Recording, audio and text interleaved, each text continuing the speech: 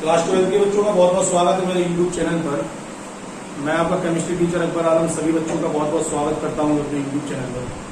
बेटा, पिछले वीडियो में प्रीवियस वीडियो में हमने फास्फीन के बारे में बात कर ली थी और लास्ट टॉपिक जो हमारा प्रीवियस वीडियो का था वो फॉस्फीन और अमोनिया के बीच में पाए जाने वाले अंतर के बारे में हमने बात की थी। फॉस्फीन एक बहुत इंपॉर्टेंट टॉपिक था जिसमें हमने आपको बताया था कि भैया इसमें एक रिएक्शन जो है वो बहुत इंपॉर्टेंट है कि जब फॉस्फीन की अभिक्रिया प्रमुख रूप से सिल्वर क्लोराइड के साथ आप कराने का कार्य करते हो तो सिल्वर क्लोराइड के साथ अभिक्रिया कराते हो तो काले रंग का सिल्वर की क्या हो जाती है, प्राप्ति हो जाती है, या काले रंग का सिल्वर जो होता है वो अपचयित होने का क्या करता है, कार्य करता है। तो मैंने आपको ये बता दिया था। उसी के आगे उसी क्रम में एक और हमने टॉपिक पढ़ा था होलम सिग्नल, तो उसके बारे में भी हमने बता दिया था। होलम सिग्नल का अर्थ प्रमुख रूप से जब जहाज कहीं पे खो जाता है तो समुद्र की यात्रा करने वाले जहाजी जो होते हैं वो एक सिग्नल प्रमुख रूप से वायुमंडल में पहुंचाते हैं। तो यह सिग्नल जो होता है वो प्रमुख रूप से एक संकेत प्रदान करता है सामने वाले खोए हुए जहाज को, जिससे पाए जाने वाले खोए हुए जहाज को आसानी से ढूंढने का कार्य किया जा सकता है। तो इस प्रकार से फॉस्फीन में हमने 3-4 आपको टॉपिक बताए थे। आशा करता हूँ सभी बच्चे पढ़ रहे होंगे, घर पे होंगे, सुरक्षित होंगे। आइए इसी क्रम में चलते हुए हम फास्फोरस के हैलाइड्स के बारे में बात करते हैं। आज का नया टॉपिक, इसके बाद लास्ट टॉपिक बचेगा, नाइट्रोजन परिवार पूरा खत्म कर दूंगा। इसके बाद पी ब्लॉक में केवल एक चैप्टर बचा है, H2SO4 एक टॉपिक पढ़ाना है, पी ब्लॉक आपका समाप्त हो जाएगा क्योंकि कोर्स जो है वो बहुत शॉर्ट हो चुका है वहां। चलो फास्फोरस के हैलाइड्स के बारे में बात कर लेते हैं। सिंपल सा टॉपिक है, सीधे सीधे टॉपिक है। फास्फोरस के हैलाइड को हम किससे प्रदर्शित करते हैं, एक्स से। एक्स का मान जो होता है वह प्रमुख रूप से क्लोरीन, ब्रोमीन, आयोडीन, फ्लोरीन, ये कुछ भी हो सकता है ना, ये प्रमुख रूप से हमारे हैलाइड्स कहलाते हैं। तो फास्फोरस के हैलाइड मतलब फास्फोरस की क्रिया प्रमुख रूप से क्लोरीन के साथ करा दो तो फास्फोरस का क्लोराइड बन जाएगा, ब्रोमीन के साथ करा दोगे तो फास्फोरस का ब्रोमाइड, आई के साथ करा दोगे तो फास्फोरस का आयोडाइड, एफ के साथ करा दोगे तो फास्फोरस का फ्लोराइड प्रमुख रूप से बनने का क्या करेगा, कार्य करेगा। तो फास्फोरस के प्रमुख रूप से पाए जाने वाले हैलोजन के साथ क्रिया कराने पर हमें केवल 2 प्रकार के हैलाइडों का अध्ययन करना है हमारे सिलेबस के अकॉर्डिंग। वो है सबसे पहला फास्फोरस का ट्राइक्लोराइड। इसका अणुसूत्र जो होता है वो होता है PCl3। एक फास्फोरस प्रमुख रूप से पाए जाने वाले क्लोरीन के 3 अणुओं से प्रमुख रूप से जुड़ने का क्या कर रहा, कार्य कर रहा। फास्फोरस के पास कितने इलेक्ट्रॉन होते हैं, 5। एक इलेक्ट्रॉन का साझा हो गया और प्रमुख रूप से 2 इलेक्ट्रॉन शेष बचे रहने का कार्य करेंगे, है ना। इस प्रकार से ये प्रमुख रूप से संरचना बनने का कार्य करेगी, ये PCl3 की संरचना होगी। चलो प्रयोगशाला विधि में देख लो, सिंपल सा है। जब पाए जाने वाले सफेद फास्फोरस की क्रिया प्रमुख रूप से पाए जाने वाले क्लोरीन के साथ कराई जाती है। सफेद फास्फोरस लिया, उसके ऊपर प्रमुख रूप से क्लोरीन गैस को प्रोवाइड करने का कार्य कर दिया, तो फास्फोरस के ट्राइक्लोराइड के निर्माण का कार्य प्रमुख रूप से कर लिया जाता है। चलो अगला देख लो, थायोनिल क्लोराइड से। देखो फॉर्मूला होता है थायोनिल क्लोराइड का SOCl2, ये थायोनिल क्लोराइड है। तो आपने सफेद फास्फोरस की अभिक्रिया थायोनिल क्लोराइड के साथ करा दी, अभिक्रिया के फलस्वरूप फास्फोरस का ट्राइक्लोराइड बन जाएगा, सल्फर डाइऑक्साइड रिलीज होगी और सल्फर का प्रमुख रूप से पाए जाने वाला क्लोराइड जो है यह भी अलग होने का क्या करेगा, कार्य करेगा। तो याद रखना, जब थायोनिल क्लोराइड से अभिक्रिया कराओगे फास्फोरस सफेद फास्फोरस की, तो इस अभिक्रिया के फलस्वरूप हमें प्रमुख रूप से फास्फोरस ट्राइक्लोराइड के निर्माण का कार्य किया जाता है। चलो अगली हेडिंग में आ जाओ, रासायनिक अभिक्रिया, रासायनिक गुण के बारे में बात करनी है। रासायनिक गुण, सबसे पहले रासायनिक गुण में इंपॉर्टेंट रिएक्शन है कार्बनिक यौगिकों के साथ अभिक्रिया।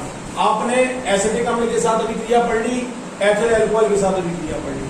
आपने जब एसिटिक अम्ल की अभिक्रिया प्रमुख रूप से PCl3 के साथ कराने का कार्य किया तो PCl3 या फास्फोरस ट्राइक्लोराइड के साथ जब प्रमुख रूप से एसिटिक अम्ल की अभिक्रिया कराने का कार्य करते हैं तो इस क्रिया के फलस्वरूप पाए जाने वाले CH3COCl के निर्माण का कार्य कर लिया जाता है और आर्थोफॉस्फोराइक अम्ल जो होता है प्रमुख रूप से प्राप्त हो जाता है। एथिल अल्कोहल के साथ अभिक्रिया कराओगे तो C2H5Cl बन जाएगा, H3PO3 प्रमुख रूप से अलग होने का क्या करेगा, कार्य करेगा। मतलब एथिल क्लोराइड बन जाएगा, यहाँ पे एथिल क्लोराइड के निर्माण का कार्य कर लिया गया। चलो अगली हेडिंग में आ जाओ, अधातुओं से अभिक्रिया। सिंपल सी अभिक्रिया है, फास्फोरस ट्राइक्लोराइड की अभिक्रिया प्रमुख रूप से आपने क्लोरीन के साथ करा दी, फास्फोरस पेंटाक्लोराइड के निर्माण का कार्य हो गया। फास्फोरस ट्राइक्लोराइड या फास्फोरस ट्राइक्लोराइड की क्रिया आपने प्रमुख रूप से ऑक्सीजन के साथ करा दी तो फास्फोरिल क्लोराइड के निर्माण का कार्य हो जाएगा या फास्फोरस ऑक्सी ट्राइक्लोराइड के निर्माण का कार्य लिया जाएगा। PCl3 की अभिक्रिया सल्फर के साथ कराने का कार्य किया तो थायो फास्फोरिल क्लोराइड के निर्माण का क्या हो जाएगा, कार्य हो जाएगा। इनमें से ये 2 रिएक्शंस बहुत इंपॉर्टेंट हैं, पूछी जाती हैं, इनको याद करना है अच्छे से। अपचायक गुण में आ जाओ, अपचायक गुण। अपचायक गुण में बहुत सिंपल सा अपचायक गुण आपने लिखा है, यह सल्फर ट्राइऑक्साइड को सल्फर डाइऑक्साइड में अपचयित कर देता है। PCl3 की अभिक्रिया आप SO3 के साथ करा दो तो यहाँ पे प्रमुख रूप से फास्फोरस ऑक्सी ट्राइक्लोराइड के निर्माण का कार्य हो जाएगा। सल्फर डाइऑक्साइड जो कि वह प्रमुख रूप से मुक्त होने का कार्य करेगी। H2SO4 से अभिक्रिया आप करा दीजिए। H2SO4 से अभिक्रिया कराओगे तो फास्फोरस ट्राइक्लोराइड की अभिक्रिया H2SO4 के साथ करा दी। इस अभिक्रिया के फलस्वरूप क्लोरोसल्फोनिक अम्ल के निर्माण का कार्य हो जाएगा। फॉर्मूला याद कर लो, HOSO2Cl सल्फर डाइऑक्साइड मुक्त होगी और पाए जाने वाला मेटाफॉस्फोरिक अम्ल जो है वह प्रमुख रूप से प्राप्त होने का क्या करता है, कार्य करता है। तो याद रखिएगा ये रिएक्शन भी अच्छी रिएक्शन है, इंपॉर्टेंट रिएक्शनों में से आती है। अगली देखो धातुओं से अभिक्रिया। धातुओं से अभिक्रिया देखो भैया, तो यह सोडियम तथा पाए जाने वाले सिल्वर आदि के साथ क्रिया कर लवण तथा धातु के निर्माण की क्रिया में प्रमुख रूप से लवण तथा धातु फास्फाइड के निर्माण की क्रिया में प्रमुख रूप से भाग लेती है। सोडियम की अभिक्रिया आपने प्रमुख रूप से फास्फोरस ट्राइक्लोराइड के साथ करा दी। अभिक्रिया के फलस्वरूप प्रमुख रूप से लवण बना और प्रमुख रूप से पाए जाने वाले सोडियम के फास्फाइड के निर्माण का कार्य कर लिया गया। चलो अगली अभिक्रिया देख लो। अगली अभिक्रिया SnO2 के साथ अभिक्रिया कराई। स्टेरिक ऑक्साइड के साथ अभिक्रिया कराओगे तो स्टेरिक ऑक्साइड के साथ अभिक्रिया कराने पर फास्फोरस ट्राइक्लोराइड जो है वह प्रमुख रूप से स्टेरिक क्लोराइड के निर्माण का प्रमुख रूप से क्या करेगा, कार्य करेगा। स्टेरिक क्लोराइड के साथ अभिक्रिया करके देखो, स्टेरिक ऑक्साइड के साथ प्रमुख रूप से जब फास्फोरस ट्राइक्लोराइड अभिक्रिया करता है तो इस अभिक्रिया के फलस्वरूप P4O10 के निर्माण का कार्य कर दिया जाता है। फास्फोरस पेंटाऑक्साइड या प्रमुख रूप से फास्फोरस के ऑक्साइडों के निर्माण का क्या होता है, कार्य कर लिया जाता है। इसके बाद आ जाओ नेक्स्ट रिएक्शन, जो इंपॉर्टेंट रिएक्शन याद करने वाली रिएक्शन है। ये सब ज्यादा नहीं पूछी जाती, सबसे ज्यादा पूछी जाने वाली अभिक्रिया है ग्रिग्नॉड अभिक्रमक के साथ क्रिया। देख लो, जब प्रमुख रूप से पाए जाने वाले फास्फोरस ट्राइक्लोराइड की अभिक्रिया आप प्रमुख रूप से ग्रिग्नॉड के अभिक्रमक के साथ कराने का कार्य करते हैं। ग्रिग्नॉड अभिक्रमक क्या होता है, RMgX। R मतलब एल्किल, Mg मतलब मैग्नीशियम, X मतलब हैलाइड। देखो यहाँ पे प्रमुख रूप से पाए जाने वाले R की जगह क्या जुड़ा है, C6H5, Mg की जगह Mg और Cl X की जगह या हाइड्रोजन की जगह क्या ले लिया अपन ने, क्लोरीन को लेने का कार्य किया। तो जब ग्रिग्नॉड अभिक्रमक के साथ फास्फोरस ट्राइक्लोराइड की अभिक्रिया कराते हो तो ट्राइफेनिल फास्फीन के निर्माण का कार्य किया जाता है। इंपॉर्टेंट रिएक्शन है, टॉप मोस्ट इंपॉर्टेंट रिएक्शन। याद रखना, जब फास्फोरस ट्राइक्लोराइड की अभिक्रिया ग्रिग्नॉड अभिक्रमक के साथ कराने का कार्य करते हैं तो इस अभिक्रिया के फलस्वरूप ट्राइफेनिल फास्फीन के निर्माण का कार्य जो होता है वह प्रमुख रूप से किया जाता है। चलिए आगे बढ़ते हैं।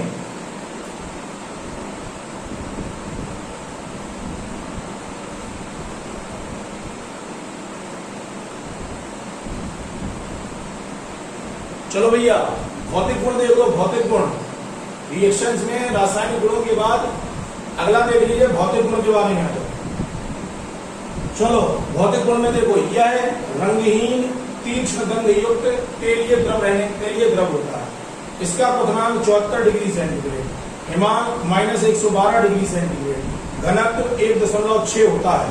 उपयोग कहाँ करते हैं, अभिकर्मक के रूप में कार्बोक्सिलिक अम्ल के अम्लीय क्लोराइड के व्युत्पन्न के निर्माण में किया जाएगा। एल्कोहल तथा फिनॉल से एल्किल क्लोराइड तथा एरिल क्लोराइड के निर्माण में इसको उपयोग में लाने का कार्य करते हैं। स्ट्रक्चर देख लो, सिंपल सी रिएक्शंस है, सिंपल सी स्ट्रक्चर्स है भैया। सिंपल सी स्ट्रक्चर्स में सबसे पहली स्ट्रक्चर देखो भाई, PCl3 की संरचना है। बनाओगे तो अंतिम कोष में उपस्थित इलेक्ट्रॉन P में जाने का कार्य करेगा।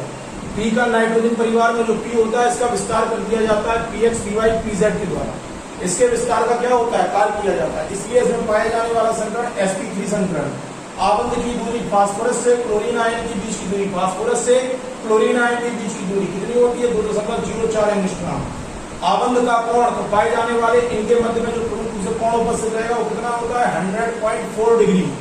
याद रखना है इसको विशेष तौर पर, इसलिए मैंने अलग अलग लिख दिया है क्योंकि इंपॉर्टेंट है, ऑब्जेक्टिव में पूछ लिया जाता है। चलो आगे आते हैं भैया। आगे PCl5 अगला टॉपिक है ना, फास्फोरस पेंटाक्लोराइड। अभी हम बात कर रहे थे फास्फोरस ट्राइक्लोराइड के बारे में, अब पेंटाक्लोराइड के निर्माण का कार्य करते हैं। देखो ये सब बहुत सिंपल है, अगर आप याद करना चाहोगे आराम से याद हो जाएंगे। फास्फोरस पेंटाक्लोराइड के निर्माण का कार्य करना है। सफेद फास्फोरस को शुष्क क्लोरीन गैस के आधिक्य में अभिक्रिया कराने पर प्रमुख रूप से फास्फोरस पेंटाक्लोराइड के निर्माण का कार्य हो जाता है। सफेद फास्फोरस लिया, क्लोरीन की प्रमुख रूप से आधिक्य की मात्रा लेगी, क्रिया कराई, फास्फोरस पेंटाक्लोराइड के निर्माण का कार्य हो जाएगा। अगर प्रयोगशाला में निर्माण करना है तो प्रयोगशाला में प्रमुख रूप से फास्फोरस ट्राइक्लोराइड की अभिक्रिया क्लोरीन के साथ करा दो तो प्रमुख रूप से फास्फोरस पेंटाक्लोराइड के निर्माण का कार्य हो जाता है। भौतिक गुण में आ जाओ, अगली टॉपिक में देखो भौतिक गुण। भौतिक गुण में शुद्ध अवस्था में PCl5 एक रंगीन तीक्ष्ण गंध युक्त क्रिस्टलीय ठोस होता है। दूसरा, अशुद्ध अवस्था में यह पीले रंग का होता है। तीसरा, 100 डिग्री सेंटीग्रेड पर गर्म करने पर यह ऊर्ध्वपातित होने का क्या करता है, कार्य करता है। ठोस से सीधा गैस में परिवर्तित होने का क्या करेगा, कार्य करेगा। रासायनिक गुण देख लो। रासायनिक गुण देखिए, जल के साथ अभिक्रिया लिखी है तो याद रखना, फास्फोरस पेंटाक्लोराइड नम वायु में जल के द्वारा अपघटित होकर प्रमुख रूप से पाए जाने वाले फास्फोरस के ऑक्सीक्लोराइड के निर्माण का क्या करता है, कार्य करता है। इस अभिक्रिया में बनने वाला फास्फोरिक जो ऑक्सीक्लोराइड है यह पुनः जल के आधिक्य में क्रिया कर ऑर्थोफॉस्फोरिक अम्ल के निर्माण में क्या करेगा, भाग लेगा। इंपॉर्टेंट रिएक्शन है, याद रखना है।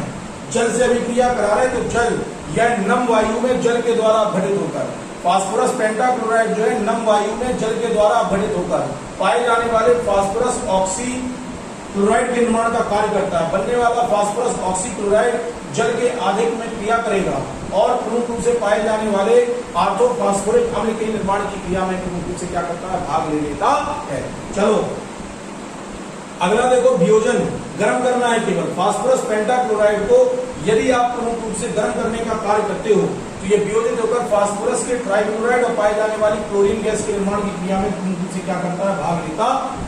चलिए इसको भी आज खत्म ही कर देते हैं पूरा, ताकि आपको अच्छे से समझ में आ जाए और चीज और पढ़ने के लिए आपके पास कंटेंट हो जाए।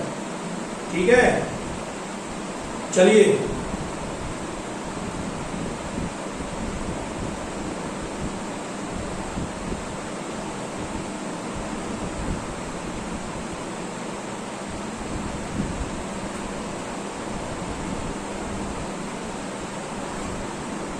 चलो अगला देखो, कार्बनिक यौगिकों से अभिक्रिया। सिंपल रिएक्शन से कुछ नहीं है। एथिल अल्कोहल के साथ फास्फोरस पेंटाक्लोराइड की अभिक्रिया कराओगे, एथिल क्लोराइड के निर्माण का कार्य हो जाएगा, फास्फोरिक ऑक्सीक्लोराइड ट्राइक्लोराइड के निर्माण का कार्य हो जाएगा। एसिडिक अम्ल के साथ अभिक्रिया कराओगे, CH3COCl बन जाएगा, POCl3 प्रमुख रूप से मुक्त होने का कार्य करेगा, HCl जो होगा वह प्रमुख रूप से प्राप्त हो जाएगा। तो याद रखना, कार्बनिक यौगिक से अभिक्रिया एथिल अल्कोहल के साथ अभिक्रिया कराई, C2H5OH की अभिक्रिया PCl5 के साथ कराई, एक Cl यहां से निकालो, इससे जोड़ दो, C2H5Cl बन गया, POCl3 निकाल दो, एक Cl बच रहा है, HCl के साथ निकालकर अलग कर दीजिए। इस प्रकार से यह क्रिया हो जाएगी। CH3COH की अभिक्रिया है, कुछ नहीं करना, CH3COO पूरा ये ले लो, ले लिया, यहां से एक Cl उठाओ, CH3COCl बन जाएगा, बन गया। बचा क्या हमारे पास, POCl3 यहां से निकाल लिया, एक H एक Cl बच रहा तो निकाल के किसको अलग कर दो, HCl को निकालकर अलग करने का कार्य कर दो। चलो आगे देख लो भैया, आगे धातुओं के साथ अभिक्रिया। धातुओं के साथ अभिक्रिया में देखो, सूक्ष्म विभाजित धातुएं PCl5 के साथ गर्म करने पर क्लोराइड के निर्माण का कार्य करती हैं। जिंक की अभिक्रिया फास्फोरस पेंटाक्लोराइड के साथ करा दो, जिंक के क्लोराइड बन जाएंगे, फास्फोरस ट्राइक्लोराइड बन जाएगा। आप प्रमुख रूप से पाए जाने वाले सिल्वर के साथ अभिक्रिया करा दो, इंपॉर्टेंट रिएक्शन है। आप जब सिल्वर के साथ अभिक्रिया कराओगे PCl5 की अभिक्रिया के फलस्वरूप सिल्वर के क्लोराइड के निर्माण का कार्य होगा, जो अवक्षेपित होकर प्रमुख रूप से नीचे की ओर क्या हो जाएगा, बैठ जाएगा। चलो अगला देखो, सल्फ्यूरिक अम्ल से अभिक्रिया, टॉप मोस्ट इंपोर्टेंट अभिक्रिया है। सल्फ्यूरिक अम्ल से अभिक्रिया देखो, यह शामिल H2SO4 से अभिक्रिया कर सल्फ्यूरिल क्लोराइड के निर्माण का कार्य करता है। हमने H2SO4 को ऐसे लिख दिया, H2SO4 को ऐसे लिख दिया, इसको अगर आप जोड़ोगे तो बन जाएगा, देखो SO3 और एक SO4 हो गया और H2SO4 हमने ऐसे लिख लिया, इसको सिंपल हो जाता है रिएक्शन कराने में। SO2Cl2 निकाल लिया, SO2Cl2 निकाल लिया, यहाँ से फास्फोरस के ऑक्सीक्लोराइड निकाल लिया, HCl को मुक्त कर दिया। अगला है नाइट्रिक अम्ल से अभिक्रिया।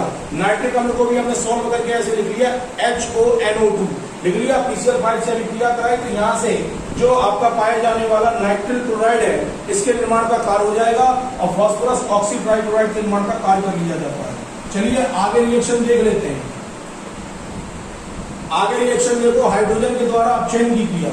हाइड्रोजन के द्वारा अपचयन, PCl5 का हाइड्रोजन के द्वारा अपचयन करोगे तो पाए जाने वाले फास्फोरस ट्राइक्लोराइड का निर्माण हो जाएगा, HCl अलग हो जाएगा।